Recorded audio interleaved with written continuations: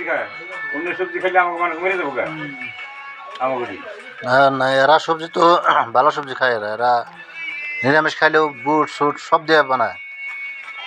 অল্প খায় হুম অল্প খায় আর সবজি হলে ভালো না ভাই। হুম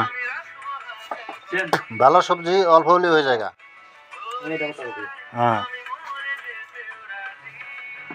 না স্পেসে গল্প নিয়ে সময় নিয়ে দিয়েছি বাইরে দাও নিজে হাতে নিয়ে খায় আবার না নিজে হাতে খাইলে নিয়ে খাইলে তো না এক এক লোকে দানাকবো।